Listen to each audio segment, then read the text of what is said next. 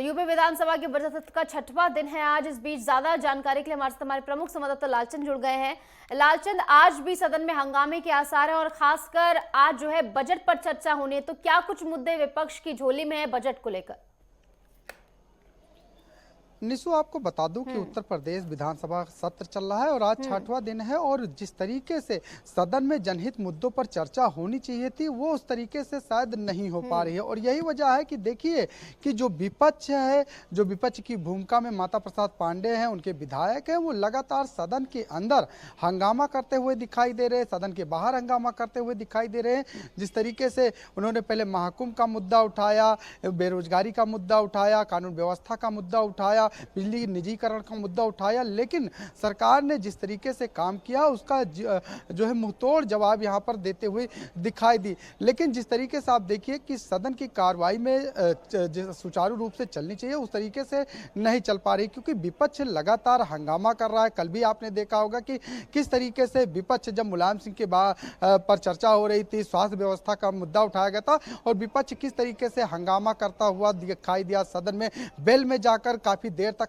हंगामा करता रहा, आधे घंटे तक विधानसभा अध्यक्ष जो है समझाने की कोशिश करते रहे, लेकिन वो नहीं माने, जिसके बाद सदन की कार्रवाई को स्थगित करना पड़ा 2 बजे तक, जिसके बाद 2 बजे फिर से सदन की कार्रवाई शुरू हुई और इसके बाद सुचारू रूप से सदन की कार्रवाई को चलाया गया। लेकिन जिस तरीके से विपक्ष तमाम सवाल उठा रहा था उसका मुख्यमंत्री योगी आदित्यनाथ ने सदन के अंदर अपने लंबे भाषण में जिस तरीके से जवाब दिया है, कहीं ना कहीं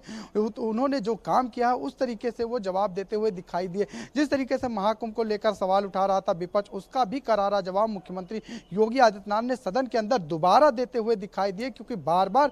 जो है विपक्ष के द्वारा महाकुंभ को लेकर, स्वच्छता को लेकर, वहां पर गंदगी को लेकर, वहां के जल की शुद्धता को लेकर सवाल उठा रहा था, उसको लेकर भी जवाब दिया है। इसके साथ ही आप देखिए जिस तरीके से कानून व्यवस्था को लेकर, डीजीपी को लेकर जो सवाल उठाए थे उसका भी मुख्यमंत्री योगी आदित्यनाथ जवाब देते हुए दिखाई दिए। यानी कि कहीं ना कहीं जो है जो राज्यपाल के धन्यवाद अभिभाषण था उस पर जो है चर्चा होनी थी, लेकिन विपक्ष लगातार हंगामा करता हुआ दिखाई दिया। लेकिन देर शाम तक जो है धन्यवाद प्रस्ताव को जो है पास किया गया, जिसके बाद आज जो है जो सरकार ने ऐतिहासिक बजट पेश किया है, इस बार अब तक का जो सबसे बड़ा बजट है उस पर आज चर्चा होगी और ये माना जा रहा है कि विपक्ष एक बार फिर पुराने जो बजट पेश किया था उस पर सवाल खड़ा करता हुआ दिखाई देगा कि जो पहले का बजट था वो कितना खर्चा हुआ है, इसके साथ ही कितने काम हुए, ये पूछता हुआ दिखाई देगा। लेकिन आज सदन की कार्रवाई जब 11 बजे शुरू होगी तो उत्तर प्रदेश के मुख्यमंत्री योगी आदित्यनाथ भी शामिल होंगे, दोनों डिप्टी सीएम भी शामिल होंगे, बाकी जो सदस्य वो भी सदन के अंदर शामिल रहेंगे। देखने वाली बात होगी कि विपक्ष की तरफ से क्या कुछ रहने वाला है, क्योंकि विपक्ष कहीं ना कहीं तमाम मुद्दों को लेकर सवाल उठाता हुआ दिखाई दे रहा है, लेकिन सरकार पूरी तरीके से उसका मुंहतोड़ जवाब यहाँ पर देती हुई दिखाई दे रही। आज जिस तरीके से जो सरकार का बजट था 8,08,736 लाख करोड़ का, उस पर चर्चा होनी है। तमाम क्षेत्रों को और तमाम वर्गों को साधने का प्रयास किया गया। अब तक का सबसे बड़ा बजट ये है, तो आप समझ ही सकते हैं कितने अच्छे तरीके से साधने का प्रयास किया गया। लेकिन ऐसा कोई मेजर लूप होल जो विपक्ष ने तलाशा है इसमें कि आपने इस सेक्टर के लिए काम नहीं करा, ऐसी कुछ बात कही जा रही है क्या विपक्ष की ओर से? देखिए विपक्ष का काम ही है निस्सू तमाम मुद्दों को जो है उठाना, चाहे वो रोजगार का मुद्दा हो, चाहे युवाओं से जुड़ा मुद्दा हो, चाहे स्वास्थ्य व्यवस्था का हो, चाहे कानून व्यवस्था हो, चाहे महाकुंभ का मुद्दा हो, ये तमाम मुद्दों पर विपक्ष सवाल उठाता हुआ दिखाई दे रहा है और हंगामा भी करता हुआ दिखाई दे रहा है। लेकिन जिस तरीके से निस्सू उत्तर प्रदेश सरकार ने उत्तर प्रदेश में 2017 से जो काम किया है उन कामों को भी गिनाती हुई सरकार दिखाई दे रही है और कितना बेहतर काम किया है उसको लेकर भी गिनाती हुई दिखाई दे रही। आपने देखा होगा कि जब भी योगी सरकार ने अपना बजट पेश किया, ऐतिहासिक बजट रहा है, उस ऐतिहासिक बजट से उत्तर प्रदेश के विकास कार्य किए जा रहे हैं, इंफ्रास्ट्रक्चर कितना मजबूत किया जा रहा है। आप देखिए आज उत्तर प्रदेश में जो रोड कनेक्टिविटी है कितनी मजबूत हुई है, कितने फ्लाईओवर बनाए गए हैं, एयर कनेक्टिविटी मजबूत की गई। आप देखिए चौतरफा जो विकास हो रहा है, इंफ्रास्ट्रक्चर किस तरीके से मजबूत किया जा रहा है। और देखिए जो बजट पेश किया गया था उसमें भी इंफ्रास्ट्रक्चर को कितना ज्यादा तवज्जो दिया गया, कितना ज्यादा बजट बजट दिया गया। आप देखिए धार्मिक स्थल को किस तरीके से पर्यटन के तौर पर बढ़ावा दिया जा रहा है। आप देखिए अयोध्या को जिस तरीके से 150 करोड़ रुपए का जो है बजट दिया गया कि वहां का और ज्यादा विकास हो सके, वहां पर जो है जो पर्यटक बड़ी संख्या में, आप देखिए महाकुंभ चल रहा है और महाकुंभ में जिस तरीके से करोड़ों करोड़ों श्रद्धालु वहां पहुंच रहे हैं और वो श्रद्धालु अयोध्या भी जा रहे हैं, बनारस भी जा रहे हैं, मथुरा भी जा रहे हैं, मां विंध्यवासिनी भी जा रहे हैं, जहां पर करोड़ों करोड़ श्रद्धालुओं का आना जाहिर सी बात है कि जो उत्तर प्रदेश की अर्थव्यवस्था है उसको मजबूत करने के लिए सरकार काम कर रही है। और देखिए मुख्यमंत्री योगी आदित्यनाथ का सपना भी है कि उत्तर प्रदेश की जो अर्थव्यवस्था है वो $1 ट्रिलियन इकोनॉमी हो सके, इसको लेकर काम करते हुए दिखाई दे रहा है। और इस बजट का मतलब ही है कि जो सनातन के प्रति ये बजट पेश किया गया था, उस बजट को लेकर कहीं ना कहीं सरकार एक तरफ जहां पर्यटन को बढ़ावा दे रही है तो वह विकास कार्य भी करते हुए तेजी से दिखाई। देखिए आज देखिए उत्तर प्रदेश में जो उद्योग लगाए जा रहे हैं, कितने बड़ी संख्या में जो उद्योगपति हैं, जो देश विदेश से आए हैं, जो देश से आए हैं, वो आज उत्तर प्रदेश में निवेश कर रहे हैं। तमाम जो है उद्योग लगाए जा रहे हैं, उससे युवाओं को रोजगार भी मिलेगा और अर्थव्यवस्था भी मजबूत होगी। तो कहीं ना कहीं आप देखिए जो मुख्यमंत्री योगी आदित्यनाथ का काम करने की जो शैली है, आप देखिए वो आज धरातल पर दिखाई दे रही है। शिक्षा व्यवस्था कितनी बेहतर हुई, आप देखिए नकल माफियाओं पे किस तरीके से लगाम लगाया गया है, किस तरीके से नया कानून लाया गया माफियाओं के लिए, किस तरीके से वो पहले नकल होती थी, आज देखिए बेखौफ जो है लोग परीक्षा दे रहे हैं, बच्चे रास्ते में जा रहे हैं, उनके कोई डर नहीं है। तो कहीं ना कहीं बेहतर कानून व्यवस्था हुई है। जो नकल विहीन परीक्षा होती थी उसको भी बेहतर करने का काम किया, क्योंकि यूपी बोर्ड की परीक्षा चल रही है, सीबीएसई बोर्ड की परीक्षाएं चल रही हैं, उसको भी कहते हैं बेहतर करने का काम किया। इसके साथ ही देखिए कानून व्यवस्था, आप देखिए जो पहले वो 2017 के पहले होती दंगे होते थे, हत्याएं हो जाती थी,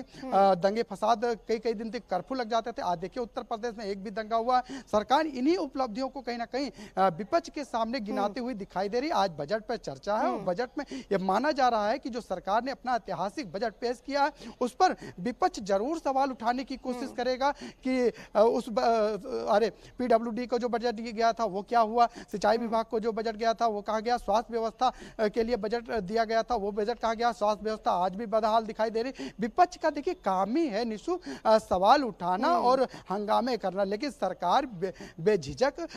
जो है विपक्ष का जवाब दे रही है और मुंहतोड़ जवाब दे रही है। और ये साफ हमने देखा भी है सदन में किस तरीके से ताबड़तोड़ तरीके से सीएम योगी आदित्यनाथ हर एक पहलू पर जवाब देते नजर आए हैं, तमाम चाहे वो महाकुंभ को लेकर हो या फिर वो सवाल जो तमाम विधायकों की ओर से उठाए गए यहाँ पर। और इसी के साथ बात अगर की जाए जो बीते दिन मुद्दा रहा ब्रजेश पाठक की ओर से जो बयान दिया गया, क्या उस पर अब विपक्ष शांत है, क्योंकि माफी की मांग पहले की जा रही थी?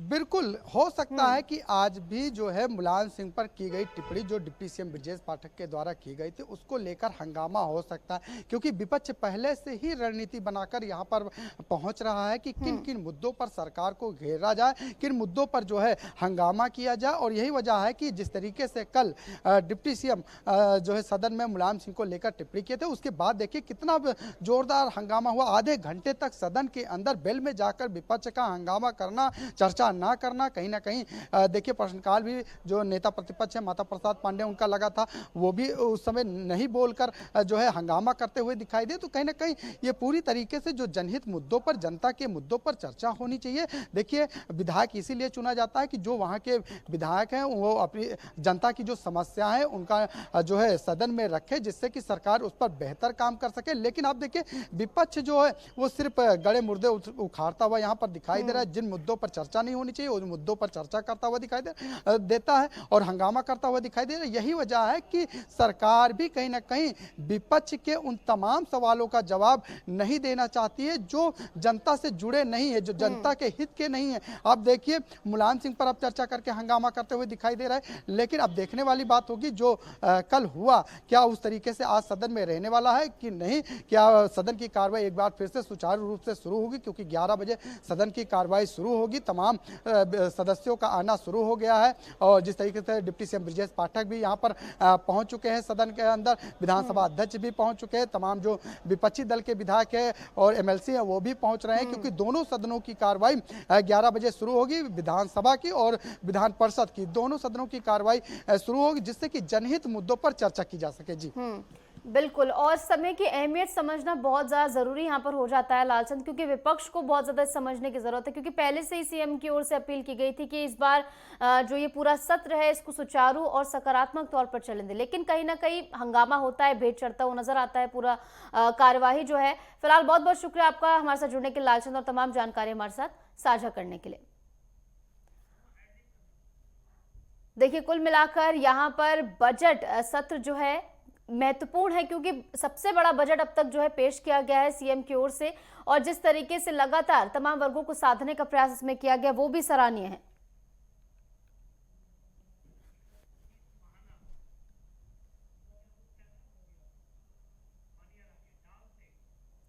और इस बीच यूपी विधानसभा के स्पीकर सतीश महाना का क्या कुछ कहना है वो भी आपको सुनवा देते हैं। फॉर्चुनेटली जो एक इंसिडेंट हुआ वो नहीं होना चाहिए था। विधानसभा चलाने की जिम्मेवारी सभी की है, सरकार की भी और विपक्ष की भी है। पूरा प्रयास हुआ कि उसको डिसाइड करें, जो बात पूछी जाए, जो रेलिवेंट बात है दोनों पक्षों से की जानी चाहिए, हमें मानना है।